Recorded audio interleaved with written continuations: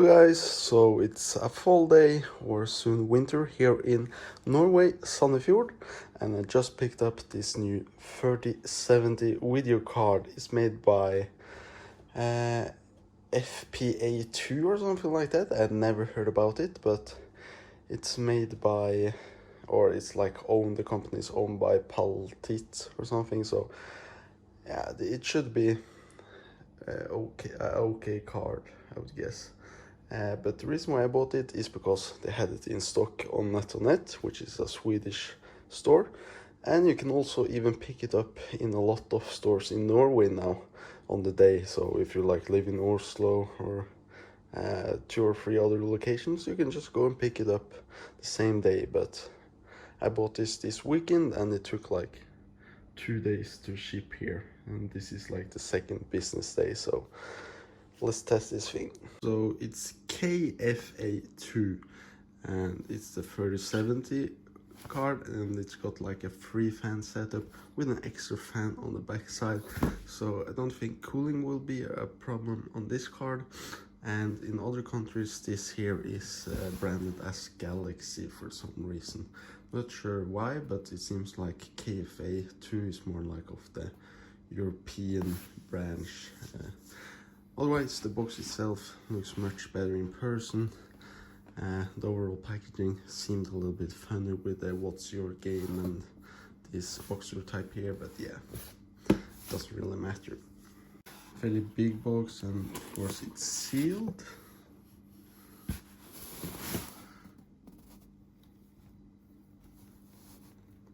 So it have been like in stock almost since the first launch. And you can also now pick it up in various stores in Norway and Sweden. You can buy it off the internet, and you'll probably find it in other European countries as well. You get this plexiglass bracket here, support bracket with the LED light for the GPU sag. I'm not sure if I'm going to use this, but it's fairly nice that it is see-through and acrylic. You just take off this plate here. And if you're into LED lights, the RGB lights is probably going to look fairly cool as well. Got the LEDs built into here, so it's shining up the whole thing like optics. Big foam piece here. Here we have the extra fan. Not sure how I feel about the design of the fans itself. It seems kind of cheap. But looking at the fan itself, there's like no sag in the bearings here, and it spins very nicely, so probably a high quality fan, even though it looks kind of funny and it seems to be like a clip-in solution. Otherwise this whole thing is plastic, but yeah, this is one of the cheaper cards, so yeah, you can't really expect too much. And I'm not sure how it will perform, but it seems like it, since it's a 3-fan design and uses a big cooler, I would expect better performance than if I were to buy a better brand itself with like a low-end cooler. And of course I got a warranty on this card as well, so it doesn't really matter if it were to blow out within a week or so. So here we have the card itself. We can see the same type of fans here, but these are bigger. KFA2. Maybe you can take off the stickers. I just hate when it's like not centered and you get that wobbling effect. But these fans also got some LEDs in them to light them up, different colors. Otherwise the shroud and stuff like that is plastic, but yeah, it feels solid, and it's gonna be inside of your PC case, so it doesn't really matter, I suppose, even though it would be nice if it was metal. You got some LED RGB sync cables that you can hook in there, which I'm not going to use. You see the cooling design here. The GPU is situated under here. You have some extra, I suppose, VRAM cooling. If you look here, I'm not too sure about all of the technical here. The backplate seems to be metal actually. You get a lot of GeForce RTX logos here. Read that they are often like required by NVIDIA themselves, because they need the branding now if AMD is not going to catch up. And here we have the what's your game, and that is going to light up as well. Smoothing capacitors is open, so yeah, if you have a leaking water cooling, buy your card, and it got like a blow-through design with the fans.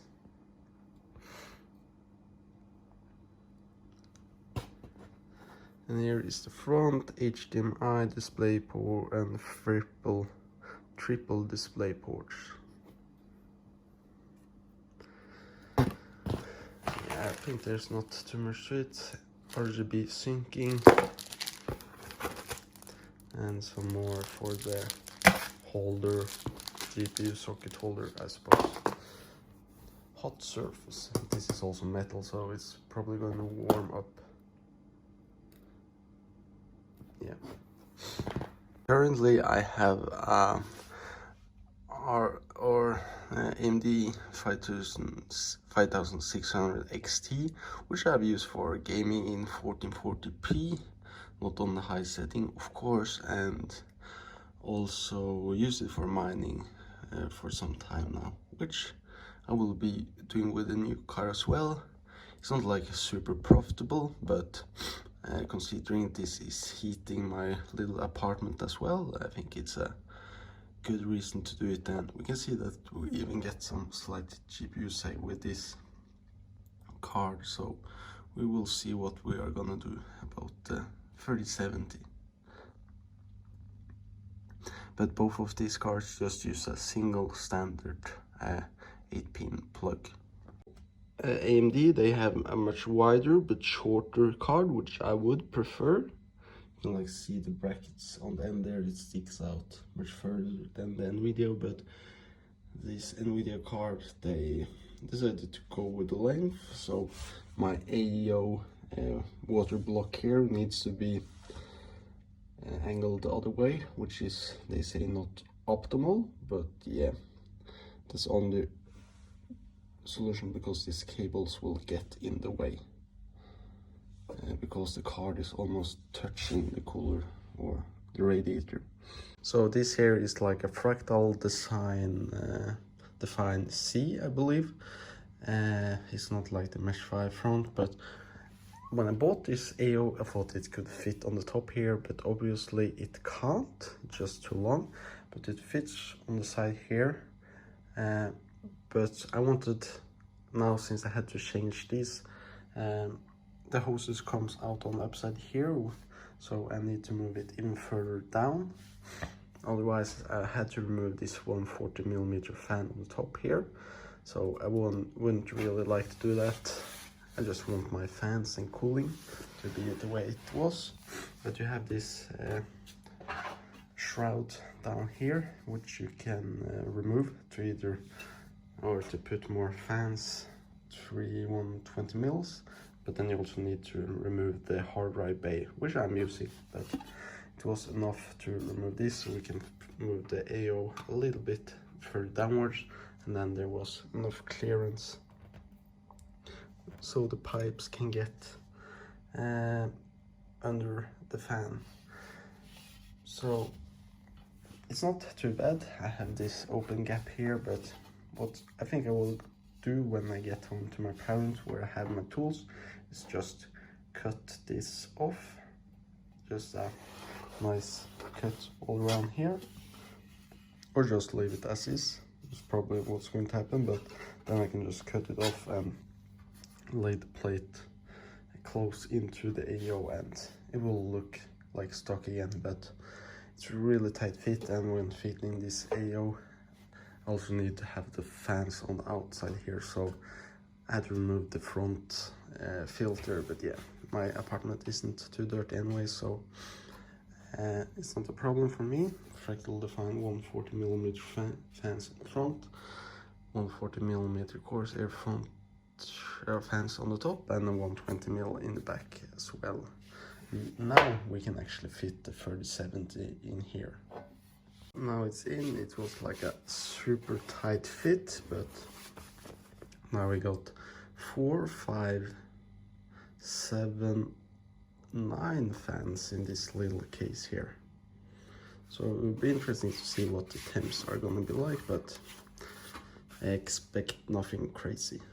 Over here we have the finished build. As we can see, the AO fit in here nicely, and I really dig the way the fractile design defined C case is. Very compact, but we got a lot of feature and power into this case.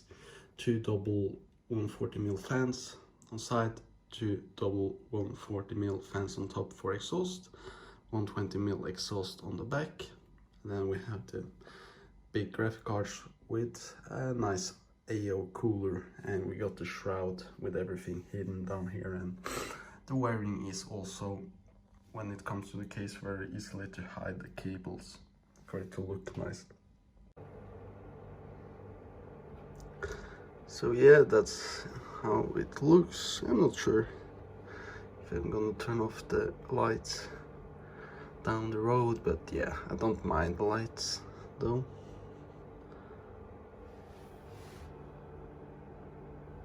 KFA tuner, of course. KFA2 doesn't seem to be the most up-to-date thing, and when you try to download it, error. So I had to find it somewhere else, or maybe go to Galaxy Tuner, or maybe you can use software from another company. I'm not sure. So you can find the programs at Galaxy, but yeah, they should really update it so it says the same on the KFA, but small manufacturer. It's like more of a China product. You go to read manual and there's nothing there, and yeah. So my CPU is going at full blast, and also the GPU is going full blast mining. Fan speed only 46%. We have the temps here hovering around 63 degrees, which I think is fairly good. So it's not running hot at all in my case here. Fan speed could also probably be much higher. Yeah, I'm not sure if that is correct, but the software here is estimating the cartridge draw around 200 watts, and also giving just out of the box 51 mega hashes mining Ethereum. I'm not sure if this is gonna adjust itself, but $3.7, that's fairly good. And for mining, you should tune the car with like the overclock tuners that you would find from the different manufacturers. With this card, clocking the memory up 1200 Hertz, and then setting the power target down to 70%, decreasing the power draw. You will have a card that draws less power than what I was showing, maybe around 150 watts, and it will go from 51 millihashes stock to up to like 60 to 61 millihashes with a lower power draw, like the others 3070 cards out there, and it's very stable at mining like that, and the temperature are even cooler than as shown in my video here. I could maybe do a video of me play or doing some more performance tests, but I'm not too knowledgeable when it comes to that area. I mainly play Flight Simulator sometimes, and also the newest Call of Duty Modern Warfare, especially Warzone with friends, and my frame rate didn't really increase, but that's more because I changed the settings in Warzone from playing at fairly low settings to almost maxing it out. I could have maxed it out, but I wanted to have that more stable performance and skipped the things like ray tracing and those kinds of settings. Then we were seeing around 140 frames per second with my AMD 3000 Ryzen 3600 in Warzone on the biggest map in like the most densest places with almost max settings. Flight Simulator was having most of the settings to ultra and it was running just fine, and the GPU was really never struggling at all. Going into the developer settings, you will see the card just running right in 140. Yeah, keep in mind that I play in 1440p, but running Flight Simulator, the card never really struggled and my frame rates were stable and overall flying experience was smooth, but it was limited by the main core of my Ryzen 5 3600, which I would need to upgrade to get a higher frame rate. But a card like this will get you much better graphics, and it completely changed my view of Flight Simulator, the new Flight Simulator, and yeah, flying around with a performance in this card here. Even though not everything is maxed out, probably can, but I'm running at almost max and it just looks very nice and pleasant flying. So yeah, I think that was it for this video. If I were to do some more actually showing the performances these games, yeah, leave a comment if anybody sees this video also. Thanks. Installing drivers and such is not a problem, but having to need a login to use the GeForce experience it's just irritating. And why do I need to have a user to access my own software on the computer? I don't get it. And the KFA tuner, of course, KFA2 doesn't seem to be the most up-to-date thing, and when you try to download it, error. So I had to find it somewhere else, or maybe go to Galaxy Tuner, or maybe you can use software from another company, I'm not sure.